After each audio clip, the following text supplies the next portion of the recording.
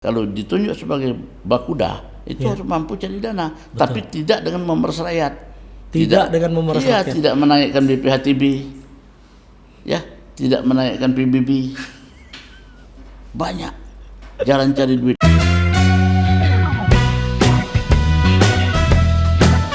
Assalamualaikum. Waalaikumsalam. Dato Ramli Sutanegara. Betul.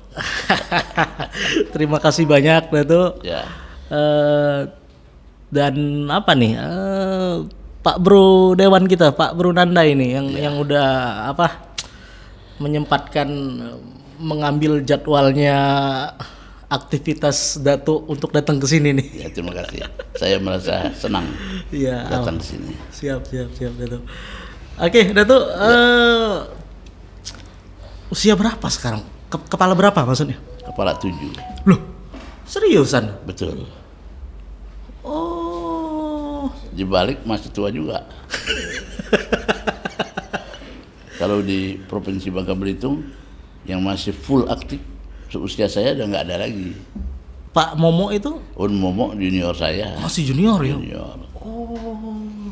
Yang junior saya saja sudah banyak yang stroke, sudah banyak yang ngomong ulang-ulang, sudah banyak yang lupa. Iya. Alhamdulillah syukur. Datuk 76, 67 juga masih tua, tapi semua masih oke. Masih oke ya? Alhamdulillah syukur. Dan memang fit, terutama itu rambutnya tuh lurus bener tuh. Rambut belum ada yang rontok, semua masih. Belum ada yang rontok ya? Ya, masih seperti Iya. Kami nih kalau kebiasaannya manggilnya, kalau yang lebih tua nih biasanya Kandu. Ya, Nah, atau Dato atau boleh lah. Ya, Datuk saja. Datuk ya. Kecil, tua muda Datuk. Oke. Dato, gimana istilah Dato ini muncul? Karena kita lihat ada beberapa teman kita juga, ada Zainul Arifin itu, kita manggilnya Dato juga kan? Memang Zainul Arifin Datuk resmi. Oke. Zainul Arifin itu istrinya orang Kelantan. Betul. Saya lama dengan beliau di Malaysia. Oke. Dia termasuk anak yang aktif. Ya betul itu. Betul. Anak yang aktif dia. Iya, karena zaman kuliah kan kita juga satu organisasi tuh. Iya, Wih, iya. vokal itu. Ya, Vokal. Oke, gimana istilah Dato ini muncul? Datuk ini ada 3 lembaga yang boleh memberikan datuk. Yang pertama itu di dalam kalangan keluarga. Ya. Biasanya orang yang punya cucu sudah lebih dari 5, Ya. itu dipanggil datuk oleh cucunya. Maka seluruh keluarganya berhak dan boleh memanggil dia datuk legal dalam lingkungan keluarga. Dalam lingkungan internal keluarga ya. Yang kedua adalah lembaga adat, Ya. seperti lembaga adat provinsi kabupaten, itu dia bisa memberikan datuk kepada seorang layak dan pantas untuk Ya. yang datuk. Nah, gelar datuk ini berat. Perilakunya sehari-hari harus mencerminkan seorang arif dan bijak. Betul. Seorang yang sudah bisa mengendalikan dirinya. Ya. Dia tidak boleh emosional. Dia tidak boleh melakukan hal yang bertentangan dengan istiadat, dengan norma-norma yang berlaku. Itu berlaku untuk negerinya. Oke. Berlaku, tapi kalau di tempat lain dia tidak berlaku. Iya. Ya, yang pertama adalah kerajaan, kesultanan. Iya. Itu dia berhak memberikan gelar datuk dengan segala macam pertimbangan setelah mengadakan rapat majelis di sana. Oke. Maka gelar datuknya diberikan dengan upacara yang besar, Iya. dengan biaya yang besar, dan itu didaftarkan di Persikatan Datuk-Datuk yang berpusat di Malaysia. Oh, ada kayak semacam apa ya? Kalau kita ngomong bahasa kekinian ini database gitu ya? Ya, Betul ya? jadi di situ anggotanya kawasan ASEAN. Ya. Termasuk Vietnam, Kamboja, Filipina kan Mindanao, Ya. Moro, Brunei Darussalam, Sabah, Sarawak. Artinya status itu berlaku Berlaku. di kerajaan Dan, manapun berlaku ya? Kali ya? Kalau kerajaan itu terdaftar di sana. Oke. Seperti salah satunya adalah Kesultanan Palembang Darussalam. Iya. Nah, itu terdaftar sebagai satu kesultanan Melayu. Oke. Dia berhak.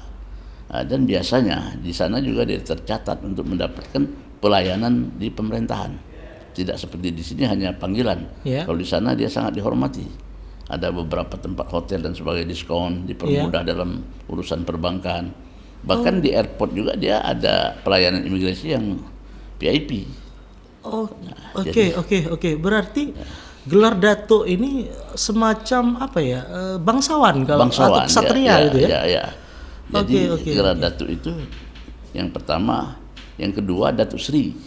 Datuk Sri. Nah, itu terus naik lagi Tan Sri. Oke, berarti ada Datuk Sri, Tan Sri, kemudian ada lagi Datuk Sri Utama. Datuk Sri Utama di atas Datuk Sri. Kemudian baru Tan Sri, sudah Tan Sri Tun. Tun sama Tan Sri itu hanya diberikan oleh raja yang berkuasa 5 tahun sekali di Malaysia.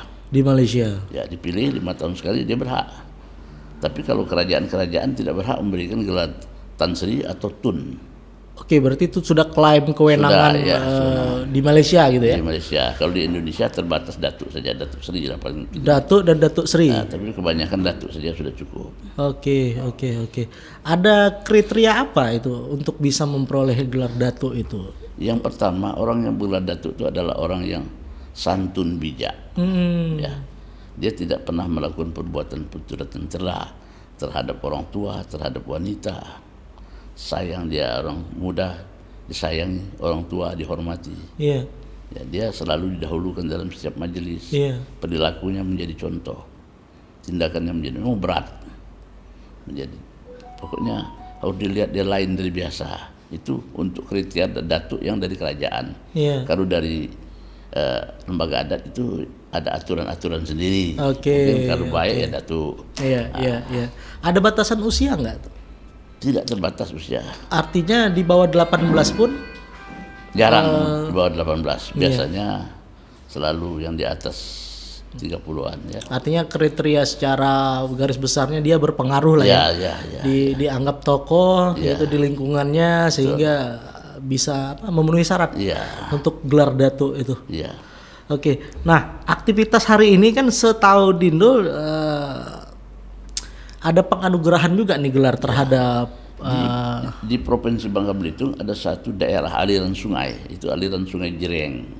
Jreng ya, Bangka Barat ini ya. Ya, pada masa dahulu kala di situ ada kerajaan. Tetapi oleh kerajaan Sriwijaya waktu itu dengan pengaruh agama Hindu, dia tidak mau masuk Hindu, maka dihanguskan di sana. Oleh keturunannya itu dibangkitkan kembali, tapi tidak sebagai kerajaan. Ya sebagai lembaga adat. Lembaga adat. Kebetulan yang memimpinnya adalah Sardi. Sardi ini mantan anggota DPR, ya lulusan S2, dan dia rajin berkomunikasi, membuka akses kemana-mana, sehingga dia diakui oleh Kesultanan Palembang Darussalam sebagai kerabat, karena memang Bangka Belitung ini masuk wilayah Kesultanan Palembang Darussalam. Ya, jadi dia diakui sebagai kerabat. Kemudian dia eksis juga diakui di Brunei. Di Moro diakui juga di Buleleng. Banyak kerajaan-kerajaan yang mengakui dia, dan tempatnya kecil, dia usaha dengan susah payah, tidak ada orang membantu dia. Dia bangun rumah adat. Sampai Prabowo, Akbar Tanjung, dan banyak tokoh-tokoh nasional yang datang ke sana. Terakhir utusan Sultan datang ke sana. Sultan dari Malaysia. Ya, ke sana, dan dia diberikan kehormatan juga sebagai warga kehormatan. Karena dia berusaha sekuat tenaganya mengangkat harkat dan martabat masyarakat Melayu. Berarti boleh nih Dindo izin untuk mengundang Datuk Sardi ya? Datuk Sardi. Jadi dia ini dapat datuk juga dari kerajaan Malaysia. Dari Malindo. Kan ada pepatah mengatakan, tegak rumah karena sendi roboh rumah binasa. Tegak bangsa karena budi hilang bangsa binasa. Jadi betapa pentingnya istiadat itu untuk dikembangkan, karena di sekolah sudah tidak diajari tata krama, sudah agak kurang sekarang, tidak seperti pada zaman saya. Penting sekali itu tata krama pantang larang. Karena itu melewat lembaga adat ini. Apalagi sekarang penegak hukum sudah mulai memanfaatkan istiadat. Sudah ada restorasi justice. Kalau dulu ketua adat ini adalah polisi, dia juga jaksa, dia juga hakim kan. Tapi setelah negara terbentuk, ada jaksa, ada hakim, ada polisi. Nah, ada sekarang pengacara juga. Ada pengacara sebagai penegak hukum. Kemudian sekarang pihak penegak hukum, utamanya Kejaksaan Agung, sudah membuat restorasi justice. Artinya kalau orang itu tidak ada mainstay untuk menipu berbuat jahat, cuma hanya karena dia terdesak atas kepentingan kehidupannya, itu bisa dilakukan di Surah Jatim. Dan Jaksa Agung sudah merintahkan pada seluruh kejati untuk membuka rumah Restorasi Jatim. Iya. Di Bangka kan sudah dibuka. Sudah, dan itu udah viral kemarin Ya. itu juga. Dan untuk pengacara juga baik sekali itu, sehingga tidak perlu lagi berdebat di pengadilan ya kan. Capek tuh. Bang. Capek. Oke, Datuk, menarik nih. Saya lihat Datuk ini auranya itu memang wibawanya luar biasa. Tidak juga. Di usia yang sekarang, apa resep-resepnya kok bisa seger buger gitu loh di usia yang 70 ini? Ya, yang pertama, jangan membawa masalah ke dalam alam pikiran. Pecahkanlah masalah. Prinsipnya biarlah kita dirugikan orang, kita jangan merugikan orang. Oke. Hidup itu harus bisa membaca. Membaca itu mengetahui apa yang belum diketahui orang. Paham sebelum diberitahu orang. Yang kedua harus bisa menulis, menyampaikan sesuatu yang bisa diterima orang dan tidak menyakiti orang. Yang ketiga, pandai berhitung. Tahu sebab akibat, untung dan rugi. Oke. Kemudian kunci daripada pergaulan tidak ada lain. Yang pertama ya tentu santun. So kalau orang kaya, banyak orang lebih kaya. Betul. Orang kuat, gagah, perkasa masih banyak yang lebih. Tapi kalau orang santun tidak ada lawan. Jadi hidup yang pertama, perilaku kita dalam pergaulan harus santun. Yang kedua ikhlas. Ikhlas dalam memanfaatkan waktu. Tidak sia-sia. Ikhlas di dalam mengeluarkan tenaga, pikiran, dan kalau perlu uang. Harus ikhlas. Yang ketiga waspada. Waspada penting. Kita tahu bahwa banyak pejabat-pejabat kita yang sudah menjabat sekian tahun sukses. Tiba-tiba setelah dia jadi gubernur, jadi menteri, terlibat kasus karena tidak waspada. Tahu arahnya kemana nih? Ya, jadi siap. waspada itu sangat penting. Ini kunci Awas juga. diri berarti, mawas diri ya. Mawas diri. Ya. Karena kebanyakannya Datuk kalau udah menjabat itu sudah dia rajanya. Nah itu yang susah. Ya, kita harus membuat orang bisa mengkritik kita. Iya. Tapi kritik yang santun. Kritik yang santun. Jangan kritik itu dijadikan alat untuk memukul, ya kan? Banyak orang gimana mengkritik ini? tapi memukul, ya kan? Itu disebarluaskan. Memukul ini dalam arti kata dia menyentuh Iya. personalnya ya. Iya. Sebenarnya yang dikritik itu jabatannya sebagai jabatan dan publik. apa yang dilakukannya. Kalau sudah menyangkut pribadinya, maka cara mengkritiknya ada sendiri. Seperti kita menegur imam pada waktu sholat, Oke. ya kan? Ada tata caranya. Ada tata caranya.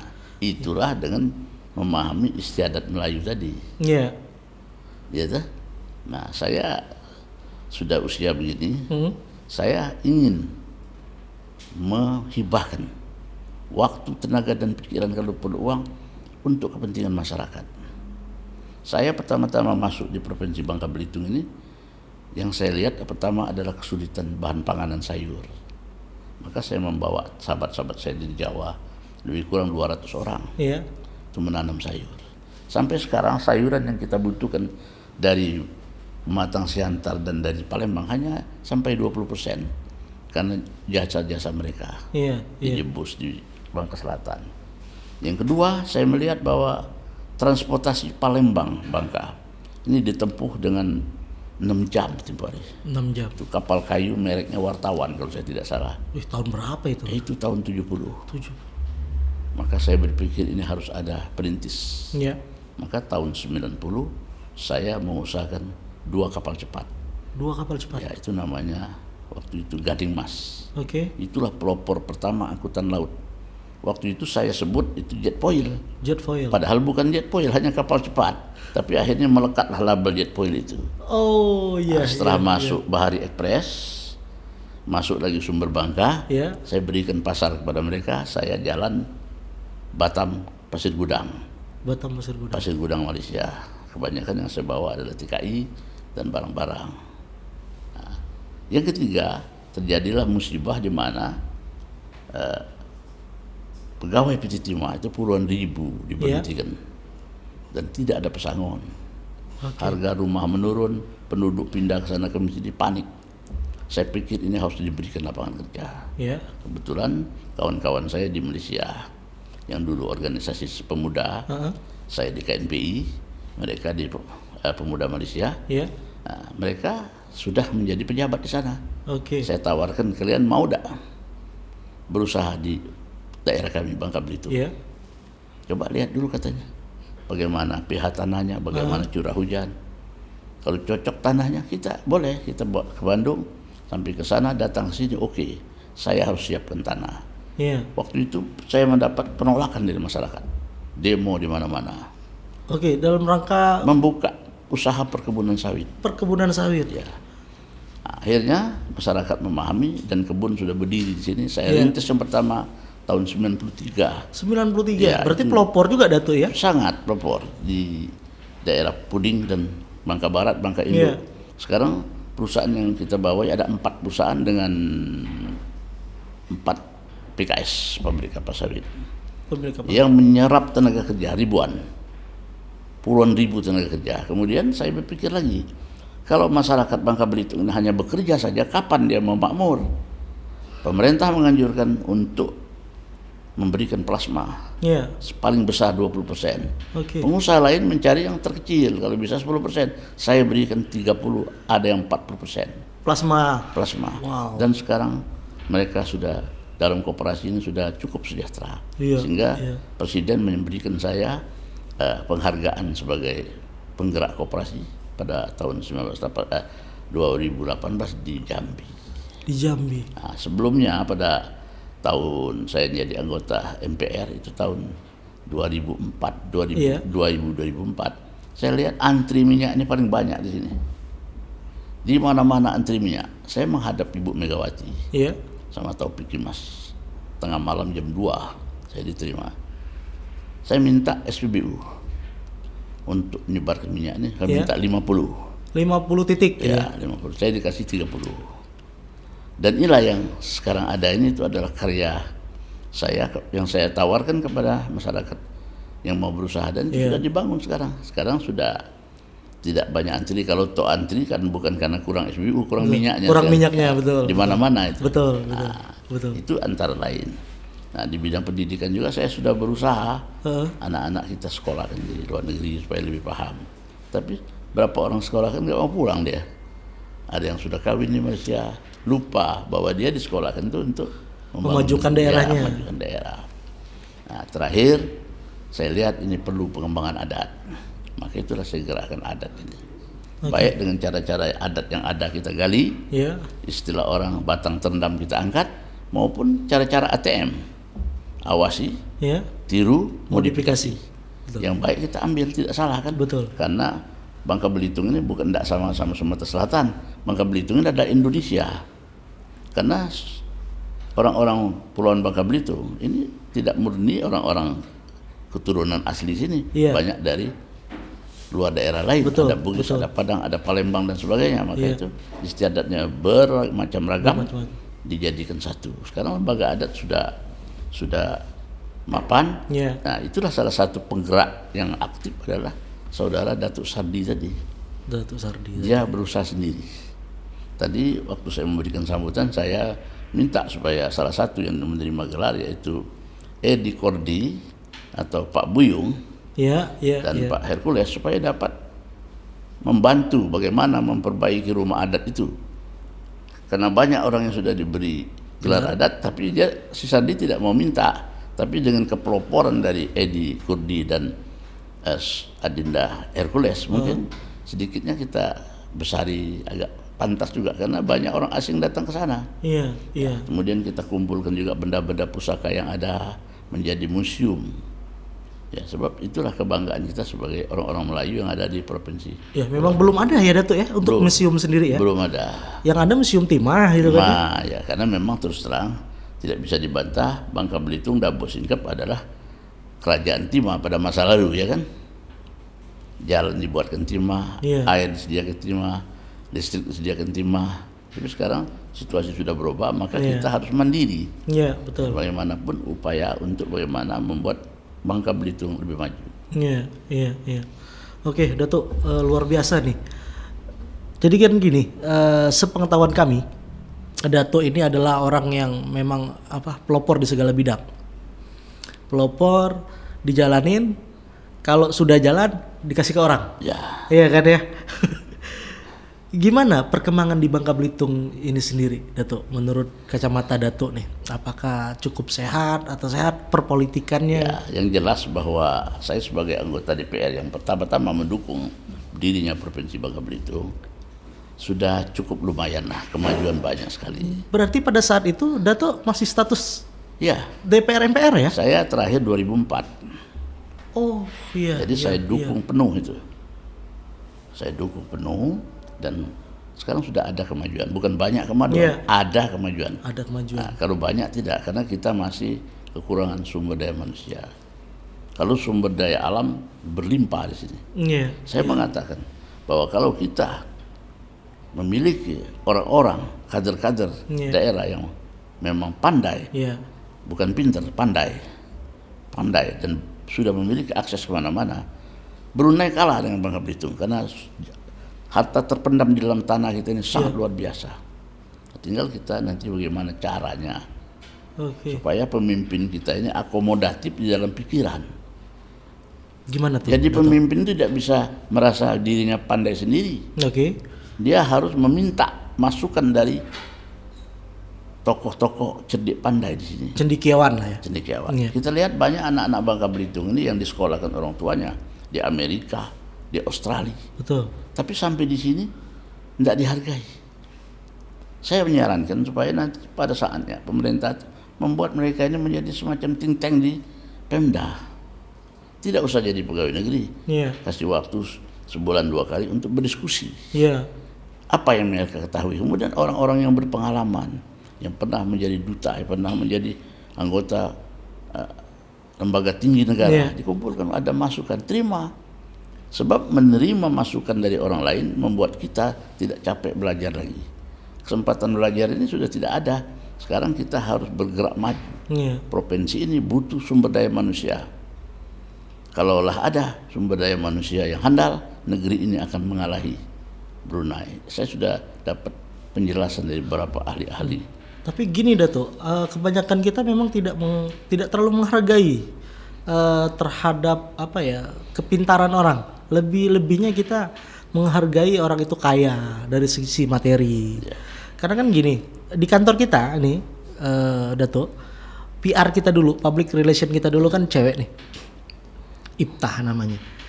Dia dapat beasiswa di Amerika. Sekarang masih di Amerika nih. Nah, dia minta saran. Nanti selesai saya dari sana, baiknya kerja di mana? Kamu nggak usah di sini lagi.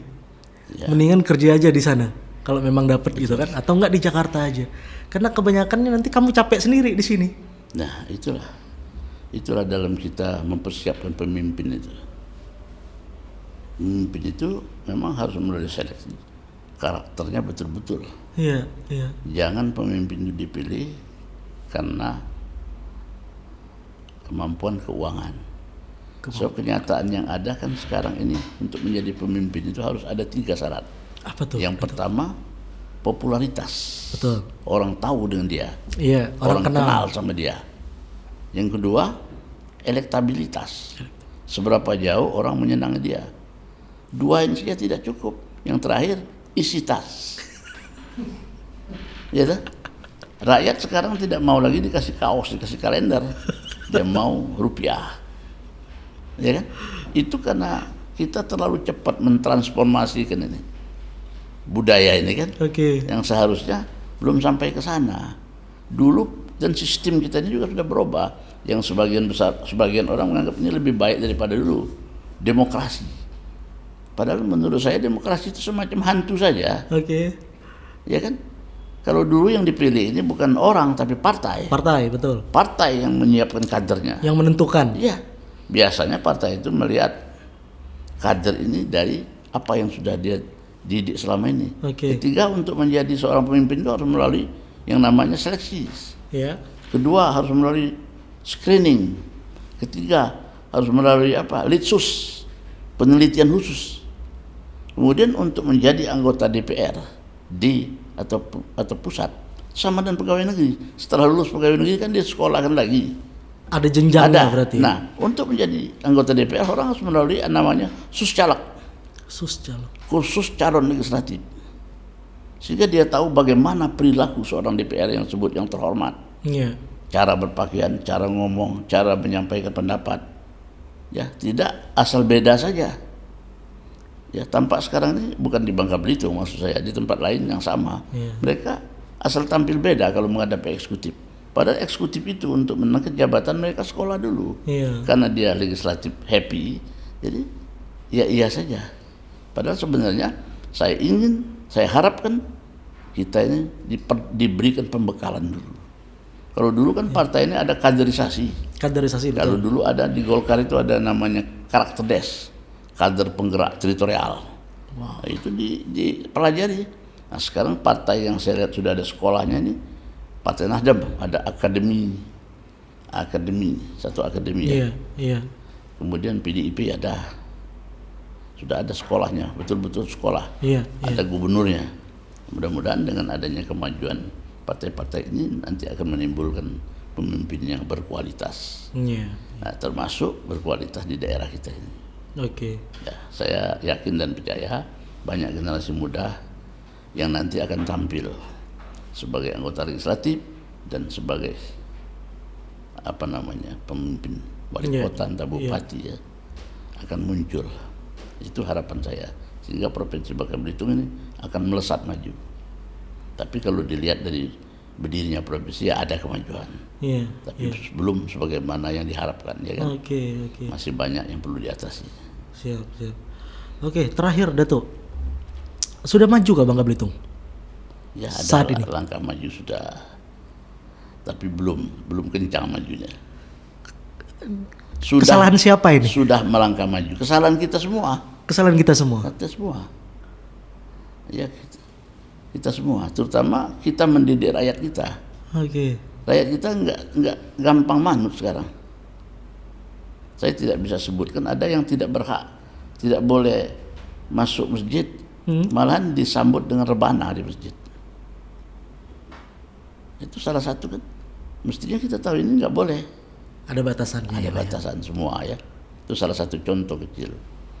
Nah, itu. Jadi sekarang bagaimana kita organisasi kemasyarakatan, tokoh-tokoh memberikan pendidikan kepada anak negeri ini supaya memahami etika tata krama dan bagaimana memilih pemimpin itu dilihat dari mana. Nah, jangan dilihat pemimpin itu yang suka bagi-bagi kaos, bagi-bagi amplop, ya kan? Ya, ada sunatan massal segala macam, bukan itu. Itu bukan kerja pemimpin. Pemimpin itu betul-betul memiliki konsep, memiliki pemikiran yang membawa negeri ini ke arah lebih maju. Kita lihat seperti di Sulawesi. Kita lihat di Sulawesi itu maju sekali ya kan? Iya, betul. Tapi saya yakin adanya pemimpin-pemimpin generasi muda ini. Makanya saya dalam keseharian saya cuma ingin mendidik anak-anak muda kita supaya lebih. Kalau saya kan sudah di politik ini sudah 4 periode di legislatif, sudah menjadi beberapa kali staf ahli menteri. Ya, jadi sekarang yang paling penting bagi saya bagaimana anak-anak muda ini cepat merebut kepemimpinan di sini, mulai dari anggota DPR, gubernur, bupati, semuanya harus orang pikir maju, dan kalau bisa dicari orang Indonesia. Orang Indonesia. Indonesia kan Indonesia asli nih. Nah, maksud saya orang yang sudah pernah tinggal di Jakarta, tinggal di mana, tinggal di sini. Oh iya. Dia tidak sempit. Iya, bukan stagnan di tempat ya. Jangan. Bukan yang tidak boleh, dia harus berpikiran. Artinya berpikiran sejagat, bertindak setempat, kan begitu. Wah, itu luar biasa tagline-nya. Berpikirannya sejagat, bertindak setempat. Betul. Iya, betul banget itu Dato. Tapi sekarang kan kita lihat udah pimpinnya muda-muda semua ini. Iya, Dato. betul. Pangkal Pinang Pak Molen masih muda, Bangka Selatan masih muda, Bangka Tengah masih muda kan ya. Iya. Pak Gubernurnya masih muda, Bangka Induk masih muda. DPR RI-nya juga masih muda kan, dari yang biru kan. Semua muda. Semuanya muda. Semua muda, tapi akan lebih dimudahkan lagi cara berpikirnya. Bukan mudah sih, mudah itu gampang. Oh iya, berarti bukan muda usianya ya? Bukan. Muda inovasinya. Gampang menangkap. Tadi kan sudah saya kasih tahu, pandai membaca, pandai menulis. Literasi berarti ini. Iya. Jadi ada orang muda usia tapi tidak mudah berpikir. Puter-puternya banyak. Betul. Apakah ini famili saya? Apa ini orang kampung saya? Apa ini alumni sama-sama? Apa ini kerabat? Itu yang dipimpin. Dan kebanyakan orang itu mencari teman yang manut, Iya. bukan yang pandai.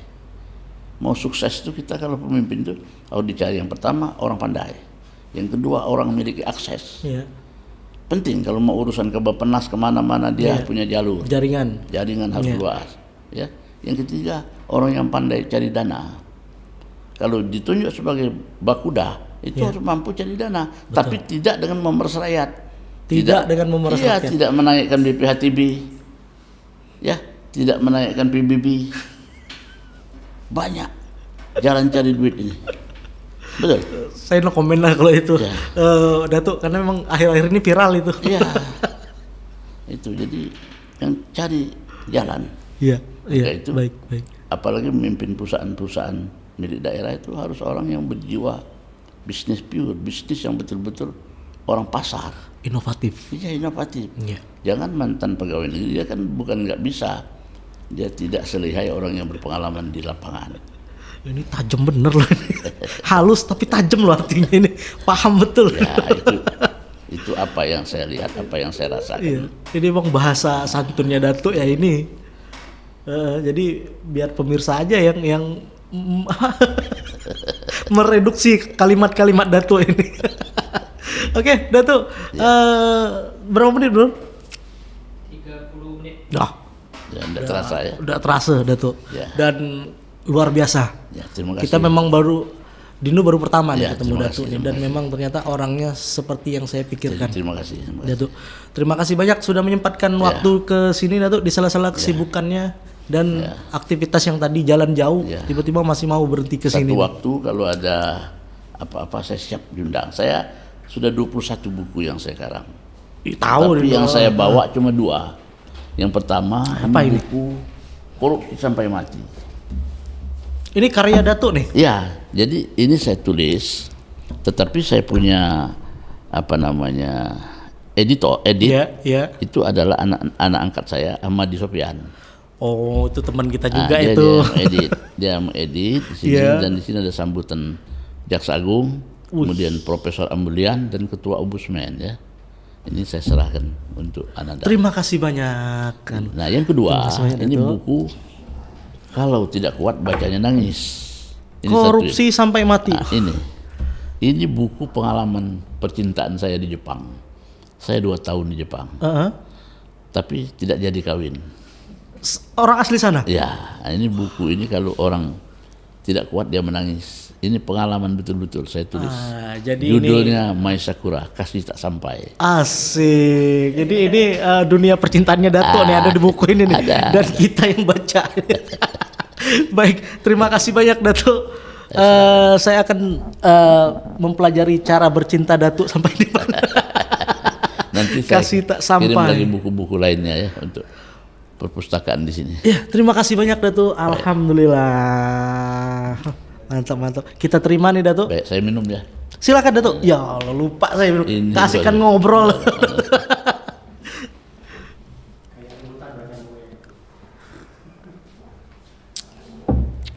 Kapan-kapan kita diskusi informal boleh? Boleh Datuk. Terima kasih banyak. Kami menunggu.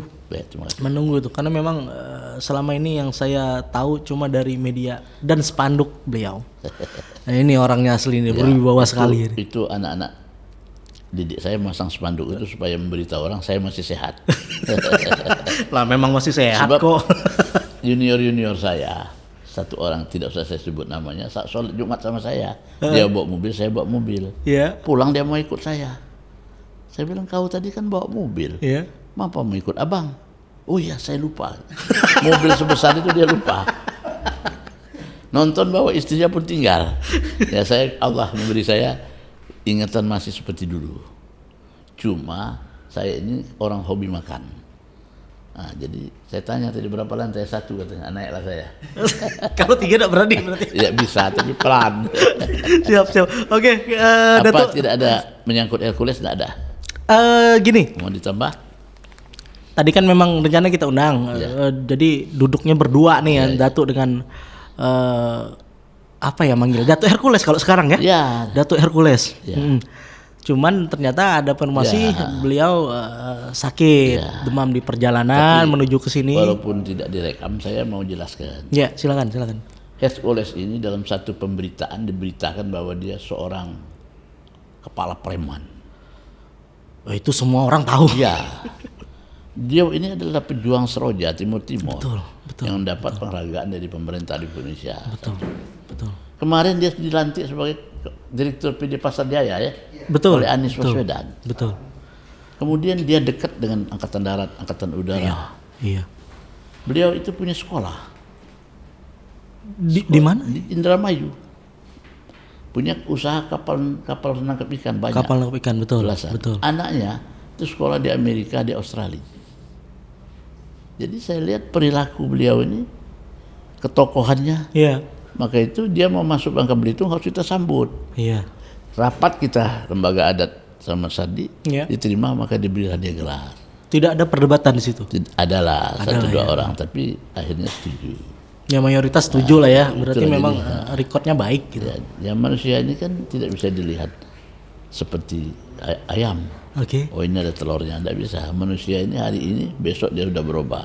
Sebaiknya yang baik juga kita harapkan tetap baik, jangan berubah jadi tidak baik kan. Betul. Banyak yang kita tidak nyangka kan baik-baik, bagus.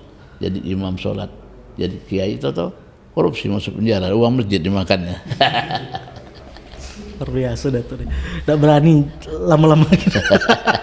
Bahasanya pelan pek. Ya itulah contoh santunnya tokoh Bangka Belitung Datuk Ramli Sutanegara. Tetap di Plat BN.